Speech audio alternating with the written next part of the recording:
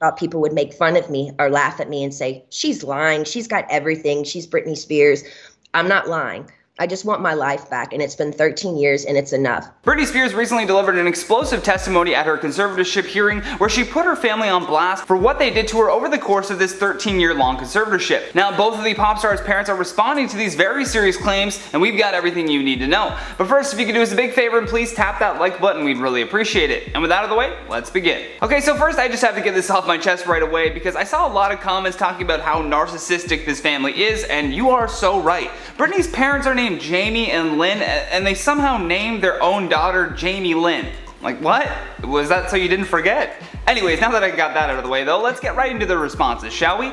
Lynn Spears' lawyer Gladstone Jones said in court on Wednesday that Lynn was a very concerned mother after hearing her daughter's passionate remarks asking to end her conservatorship. Britney told the court that the relationship with her father was all about control, which meant she had very little freedom in her own personal life. For those of you who don't know, a conservatorship is this complex legal arrangement that appoints a legal guardian for a person who they deem is unable to make their own decisions. After Spears had experienced a series of public mental health breakdowns that ended up turning into high-profile run-ins with the paparazzi, she was placed into a conservatorship in 2008. Lynn's lawyer also wanted to make it clear that she seconds her daughter's wishes and that he wanted to make sure the court took Britney's concerns seriously. He goes on to say, "I first want to say that was very courageous of Miss Spears. One thing I want to raise with the court is when she was there in May of 2019 that she didn't feel like she was heard. I feel we need to make sure today that she was heard." He then added that there needs to be a health plan put into effect before they leave the court, saying, "Today is the day while the world watches while we listen to Miss Spears that we put in place a plan. That is her mother's request, that we not leave the court without having a plan." In addition to that, her father Jamie Spears, who is divorced from Lynn, also spoke through his lawyer Vivian Lee Thureen. After Britney's testimony, Thureen read out a statement from Jamie that said, "He is sorry to see his daughter in so much pain. Mr. Spears loves his daughter and misses her very much.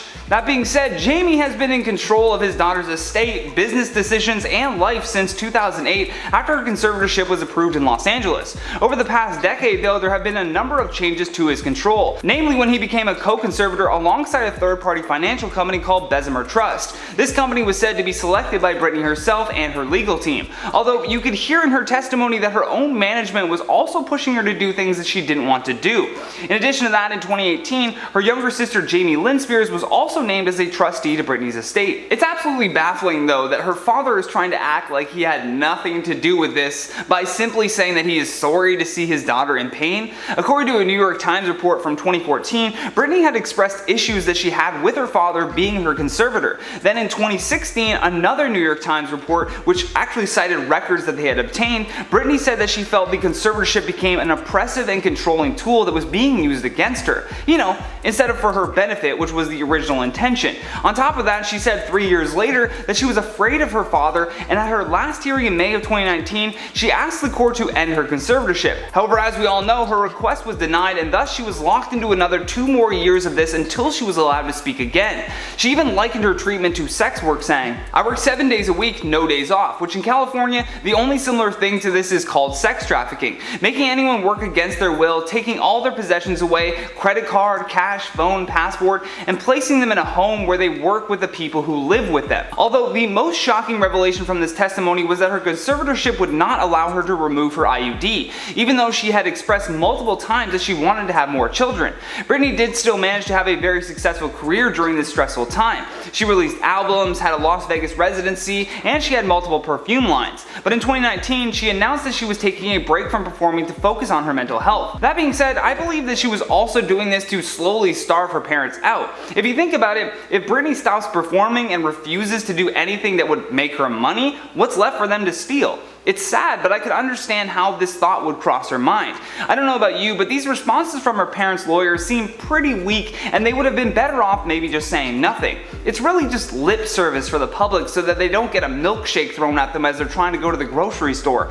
If they cared about their daughter, they would have ended this conservatorship a very long time ago. Instead, they manipulated their daughter and the public for years to continue living this lavish lifestyle paid for by their daughter's hard work and dedication to her craft. But we would love to hear your thoughts on all of this though, so make sure you drop us a comment down below. And while you do that, I'm going to check out some of your comments from the video titled "The Dark Truth About Subway's Tuna Sandwich." I'm so bored says, "I've never heard the word tuna said so many times in a video."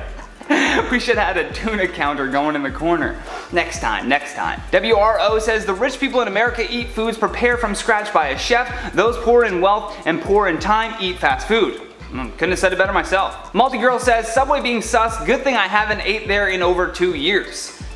That's really good for you, but I may have had a Subway sandwich last week.